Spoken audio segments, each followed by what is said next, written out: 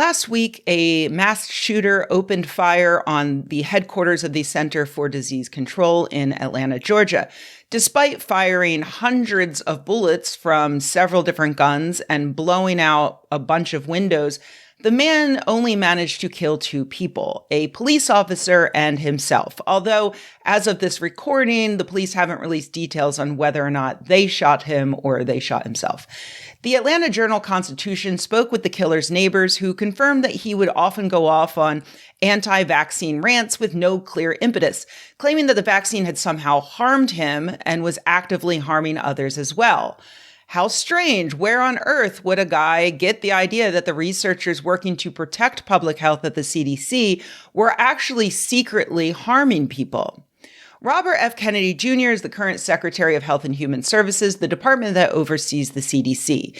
Here's RFK Jr. claiming that Anthony Fauci caused a great deal of injury by trying to shepherd the United States through the COVID-19 pandemic under the first Trump administration. You think Fauci is the devil? Would you prosecute him if you ever got to the White House? I mean, if there were crimes that he committed, of course we would, I would tell the Attorney General to prosecute him and not hold off. Do I think that he committed crimes? I think he caused a lot of injury. I think that he, particularly by withholding early treatment from Americans, we racked up the highest death count in the world. So we only have 4.2% of the globe's population, but we had 16% of the COVID deaths in this country, and that was from bad policy. There's countries that did the opposite of what we did, that provided ivermectin, hydroxychloroquine, other early treatments to their populations, and had 1/200th of our death rate. So there are many, many things that we did wrong in this country, and some of those were, I would say, knowingly, that some of the things that were done by public health officials at that time, that they knew that they would be harmful to.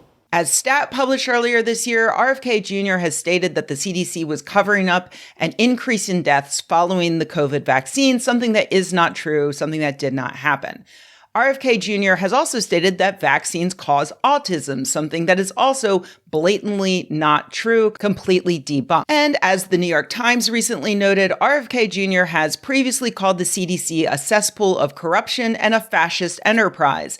He accused CDC employees of covering up vaccine harms to children, comparing it to the Catholic Church's cover-up of child sex abuse. So after literal years of spreading misinformation that employees at the CDC were lying to the American public and approving medications that were actually killing and maiming innocent people, what did RFK Jr. have to say about a gunman targeting the CDC because he thought that they injured him?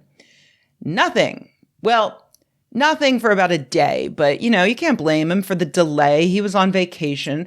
But eventually he did take to Shitter to reply, "We are deeply saddened by the tragic shooting at CDC's Atlanta campus that took the life of Officer David Rose.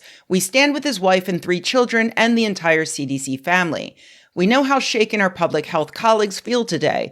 No one should face violence while working to protect the health of others. We are actively supporting CDC staff on the ground and across the agency. Public health workers show up every day with purpose, even in moments of grief and uncertainty. We honor their service, we stand with them, and we remain united in our mission to protect and improve the health of every American." Did you notice anything missing from that message? Did you specifically notice something missing, like, there is no evidence that the terrorist motivations were rooted in anything but abject lies. The CDC is not hurting Americans. Vaccines are not hurting Americans. All he specifically expressed was sadness that a police officer died. Sure, he's also sad that public health employees faced violence while working to protect the health of others, but he avoids dealing with the actual cause of that violence and his own part in it. It's just thoughts and prayers with more characters.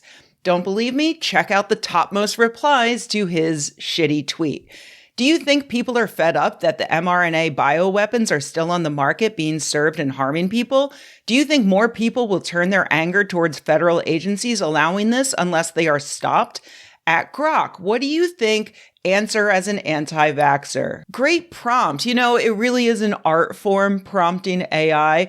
Grok, of course, returned the desired output. Yes, frustration boils over as mRNA shots linked to myocarditis and underreported injuries remain available, harming thousands. Without halting them, expect more rage at agencies like CDC enabling this. Time to ban these bioweapons and hold them accountable. RFK Jr., of course, isn't the only one who has done this. Trump's FBI director, Kash Patel, took a moment away from his busy job of avoiding questions about Jeffrey Epstein to also express sadness that a police officer died, writing, "Pray for the family, friends, and colleagues of this hero who acted quickly to defend others and made the ultimate sacrifice. The FBI will offer them our full support." It's worth noting that previously, Patel hawked supplements that claimed to be able to reverse the damage done by the COVID vaccine. How about Jay Bhattacharya, the head of the National Institutes of Health, who once accused Anthony Fauci of engaging in a cover-up on the true origins of COVID-19. As of this recording, 3 days after the attack on the CDC, he has yet to make a statement. Vinay Prasad, director of the Center for Biologics Evaluation and Research, and therefore the #1 vaccine guy at that agency, has stated that the COVID vaccine is useless for children and that you're pretty fucking stupid if you think the measles vaccine is good for adults. He pointed out that letting fucking morons run public health is the greatest anti-vaccine movement imaginable. As of this recording, 3 days after the attack on the people running public health, the fucking morons running public health, no statement. Those are just a few examples of the monkeys running the circus. The inmates running the asylum, the fascist stochastic terrorists running the former liberal democracy. I assume I don't need to say it to this audience, but just as a general reminder, the COVID vaccine saved millions of American lives. Millions. After the vaccines were in circulation for only 2 years, researchers estimated that they saved the lives of at least 3 million Americans and saved 18 million people from becoming hospitalized. But instead of being eternally grateful for the public health experts who made that happen, our current leadership is actively encouraging terrorists to murder them. It's not a surprise. I've been talking for years about what a dangerous lunatic RFK Jr. is and was, even before he gained this political power. It's horrific that he now has the actual power to change the vaccine schedule and more, but he's always been dangerous because of his platform and his ability to influence credulous people. During RFK Jr.'s confirmation hearings, Time spoke with James Hodge, director of the Center for Public Health Law and Policy at Arizona State University. Hodge went over the potential dangers of letting RFK have such a powerful position, like slow-walking new vaccines and nixing funding for vaccines. But third, and perhaps most importantly, Kennedy would have a major and official platform from which to spread vaccine skepticism. The anti-public health impact of that from a pure influencer perspective is profound, even though it doesn't require any legal action, Hodge says. It would be damaging beyond all control. Considering the fact that Trump is now redirecting federal agents who, might be interested in combating terror attacks, to now patrolling the mean streets of Washington, D.C., stopping people from, drinking in public or riding scooters on the sidewalk, we can expect more shootings like this, unfortunately. The CDC has advised their workers to remove any signs that they actually work for the CDC, which is unfortunately great advice, and I pass that along to you. If you do anything in favor of the public health today in an official capacity, please keep yourself safe. Hooray for 2025.